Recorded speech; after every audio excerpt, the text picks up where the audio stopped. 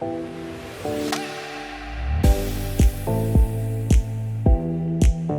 and welcome to another episode of Crush That Exam Success Stories. My name is Dr. Beverly Ebe, alumni member of Crush That Exam program, and here to share a story of someone who has overcome their exam. Can you please introduce yourself and tell us a little about who you are and where you're currently located? Sure. My name is Dr. Ava Floyd. I am officially a licensed clinical psychologist, and I am currently located in the Boston, Mass area. So tell us a little bit about your exam experience, like prior to starting coaching. Like how many times did you have to take it? What challenges did you have? Yeah, of course. Let's see. So I first took it before graduation just to experience it. And yes, I'm aware of the cost of the exam, and that was pretty bold of me. And I just wanted to experience it.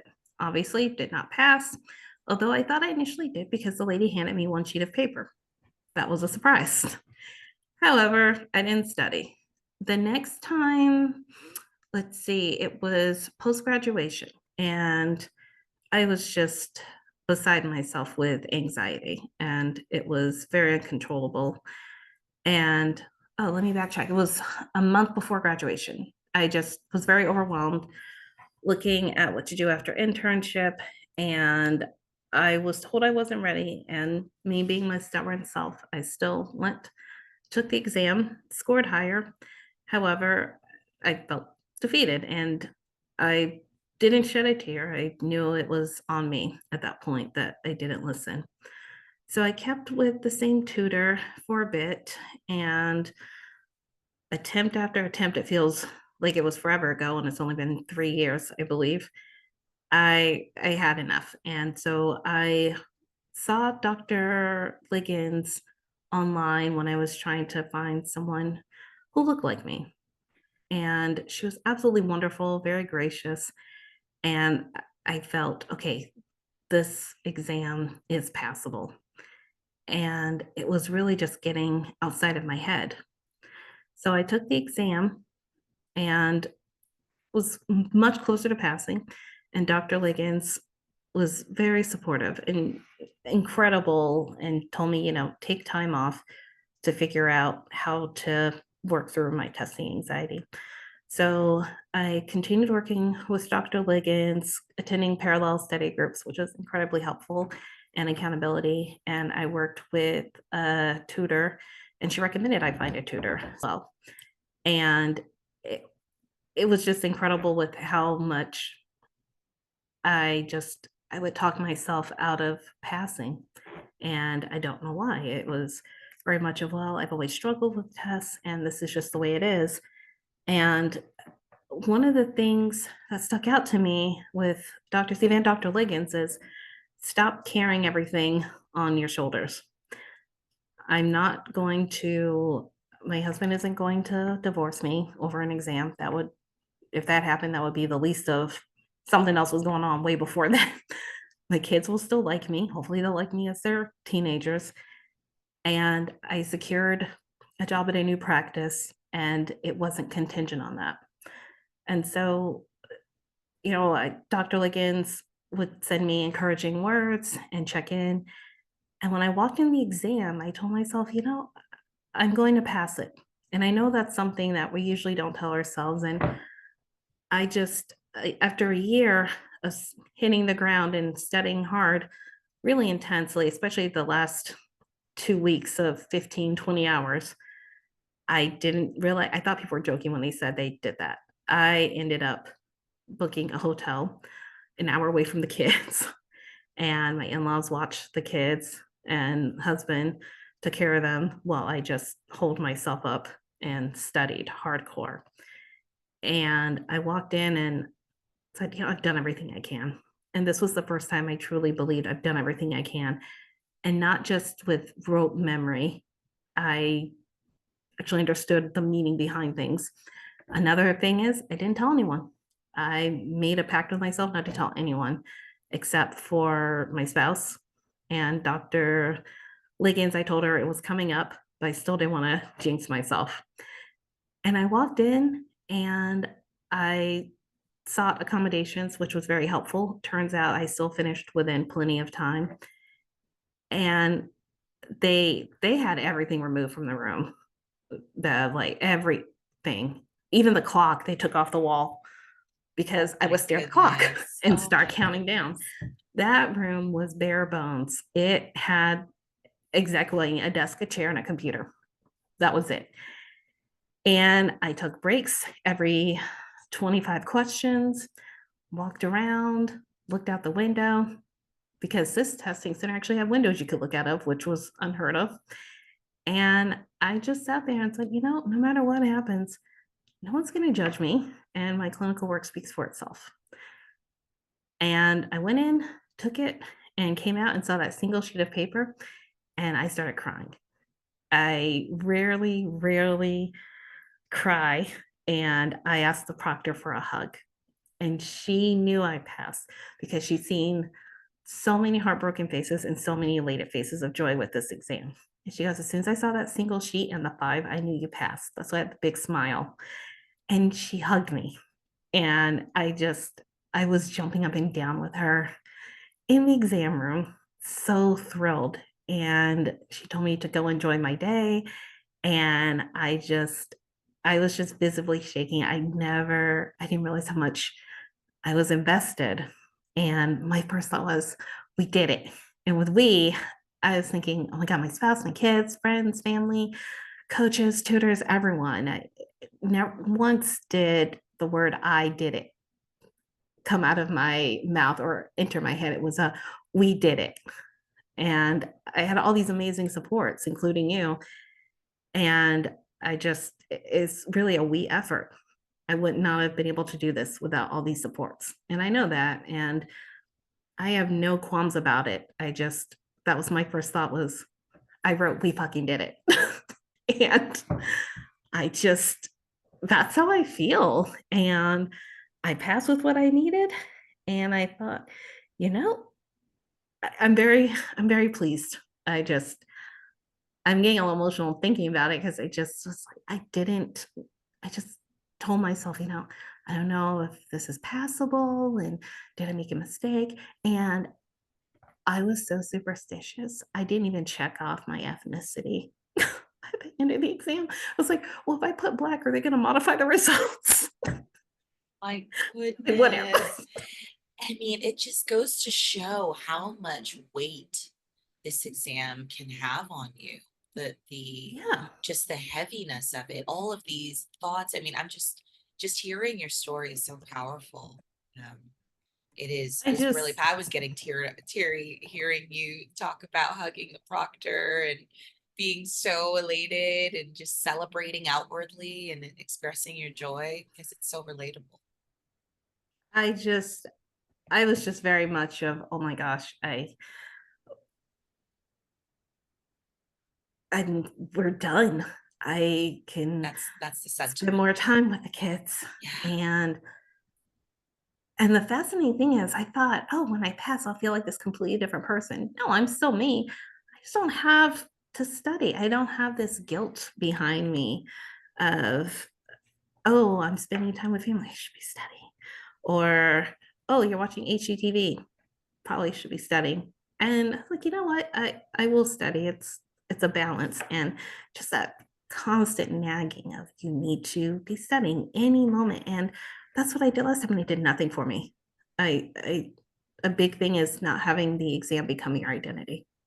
Absolutely. Thank you so much for sharing that. Oh, of And just course.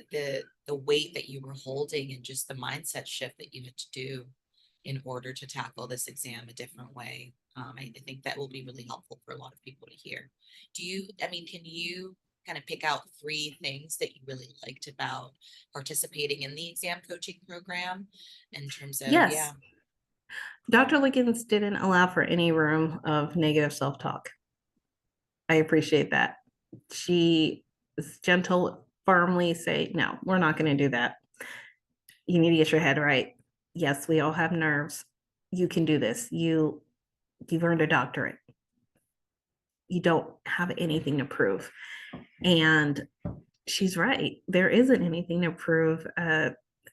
And also, she reminded me constantly with the exam, it doesn't test our competency. The exam itself says that.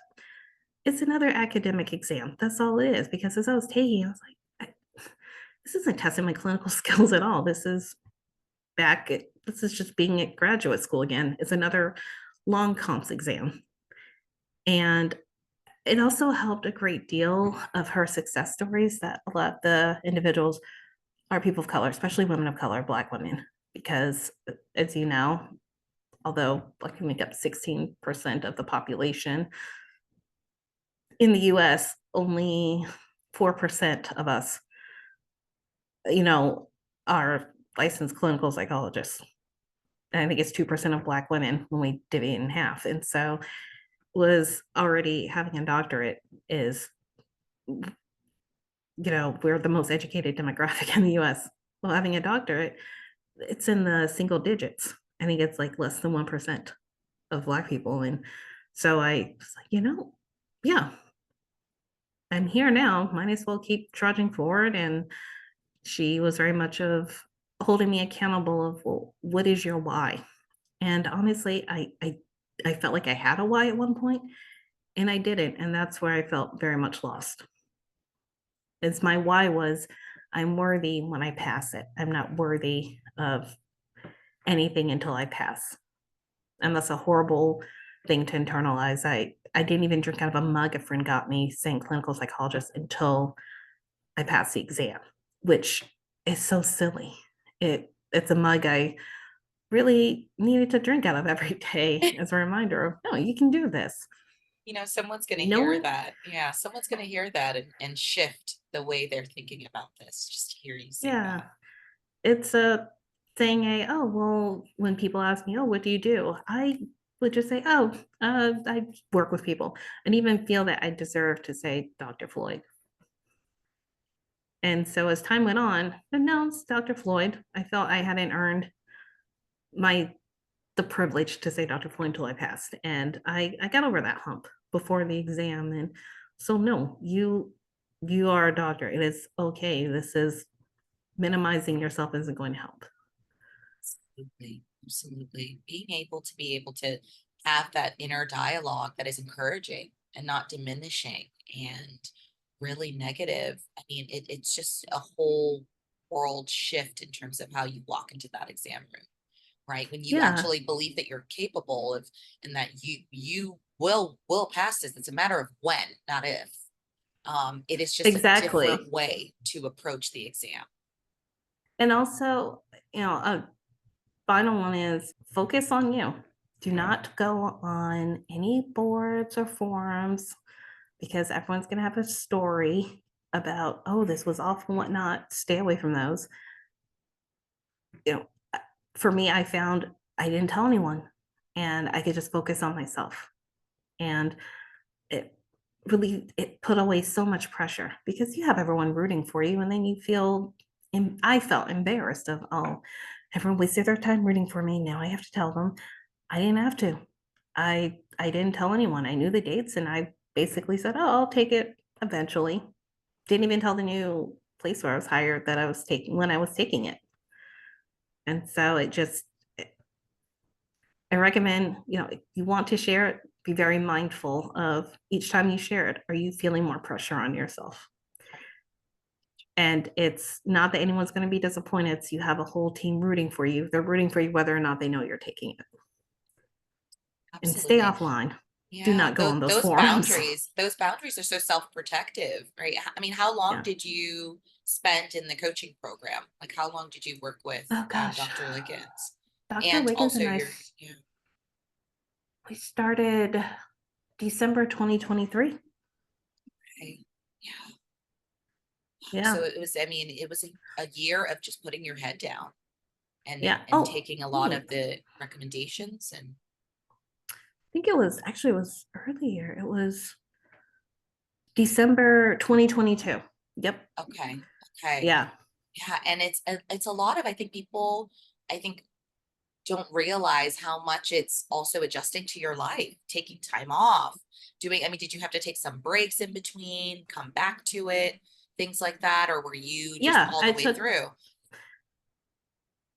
taking breaks definitely would have helped. I felt I know myself well enough. I have to keep pushing because if I stop, I know I would Yeah, have just been like, yeah, yeah, I'm done. So I already adjusted life to have the exam be part of it. yeah, yeah. And so I found a tutor right away in tandem with Dr. Liggins and kept going and going because my Amazing. fear was I stop. When I choose to stop, I know I just will check out. Yeah, And yeah. everyone has You know their own thing, yourself. like You know what works for yourself. them. Yeah. Yeah. It was like the info's there, and I was told the information's there. It's just like furniture. When you move into a place, you just have to move it around in the right places. Yes, absolutely. What was the hardest thing you had to overcome while you were going through this program? Getting out of my head. The day before the exam, my tutor firmly said, get out of your head. You're acting as though you're going to be abandoned by everyone who cares about you if you fail this exam. The fear, And so yeah, pervasive. absolutely. And he said, it's good to have nerves. It means you care. However, walking around with this, if I don't pass it, the world's going to crumble. That is not true in the least. It's not. I mean, I walked in there and that's what helped. Of, and Dr. Liggins saying, hey, you've got this. You have to believe in yourself. You have everyone in your corner rooting you on. And she goes, I have no doubt you're going to pass. You've got to get out of your head. And so thinking of Dr. Liggins with the brain is incredibly powerful. We all know that. It's very much of each time I walked in there, I said, what's the point? And on the eighth attempt, I walked in and said, I'm going to be fine. And I was fine. That is It amazing. was. And Yeah. no one's going to judge. Yeah. Do No you one wish you, does. I mean, looking back now, all the things that you went through your journey and how it panned out, is there anything that you wish you would have done differently during this time, during this journey? No, I did what I needed to do and what I believed was right at that time. Yeah, absolutely. And I've met amazing people along the way. And no, Yeah, it felt like, you know, 20 years of taking this. And I was thinking, I was like, oh, it's been 3 years. And that's my journey. I, yes, I've spent thousands. I don't want to mention how much, like, I'm pretty sure like 30K, yay, for a salary. And also, money does help when you have a spouse who picks a very well established career outside of psychology. And no, it was very much of a loss aversion for me. It's like I put in so much. If I'm 50 and still doing this, that's okay. absolutely. And I mean, what would you tell someone who's considering starting coaching that is at that point where they're having that negative self-talk, like you described, that feels essentially this fear that if they do fail, there is this impending doom of loss and abandonment? What would you tell them? So I tell them, yeah, you graduate with your doctorate. You didn't get this far by talking shit to yourself. This is another exam. Remind them who they I, are. Yeah. yeah, it's a, no, yes, we've all had doubts during the exam. No, during our doctoral programs, not once did I think, oh, I'll never finish it. That wasn't an option to even think about. It was a no, I'm here. They accepted me because they know I can do the work and I know I can. And so that's the thing. It's the hardest part is graduating.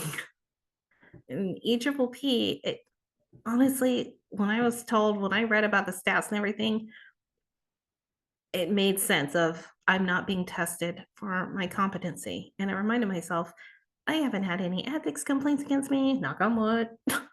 And I I do well with clients. This does not measure our worthiness of being in the field. There are plenty of people who are licensed who should not be near anyone. And there are people who are struggling like ourselves at one point who are some of the best psychologists I know. So it is not, it does not determine how well of a psychologist you are going to Absolutely be. not. It is just an exam. We need to be able to have more opportunities with our the job market and in terms of pay. I mean, this Yeah, is this is the two it's main things in terms of just with yeah, the board being held accountable by the board to follow um, with these regulatory practices. And so, absolutely. absolutely. And on a fun note, another thing that made me so thrilled is EPPP too. I don't have to think about it because the board is not requiring it. I mean, if you live in DC or Nevada, I think there's a in Georgia, I think there's a few states that still require it. However, I just felt so glad that it was psychologists who banded together saying, this is another hurdle you're putting in front of people who have done all the work, all the internships, free labor. What more do you want? This is very elitist, which it is. I acknowledge that. That's why I said finances help. It's not, and I am very self-aware of my privilege of not a lot of people have the opportunity to take the exam multiple times in the span of a few years. I, and that was another thing where, yeah, my life isn't going to be drastically altered. It's not. And I recognize, and that's why I'm saying it now, not everyone has that privilege. So that's why I'm saying it as a way of humbling myself and keeping myself in check. Thank you for saying that. And just, I mean, I think that's the wonderful thing about this coaching program. It allows people who don't have that privilege to be able to No. do what they need to do to pass this exam. Yeah, I know people who have taken it once and it took them 2 years to save up Yeah, because they have a yeah. family or they're single, whatever medical things come up, and it just the cost itself. And so that's a good chunk of change. It is. And I just look at the exam as we shouldn't have to decide if we're going to pay our mortgage or rent. Uh, Done everything. And And yeah, the exam, it doesn't test anything about your competence. It doesn't. that's And such a good so reminder.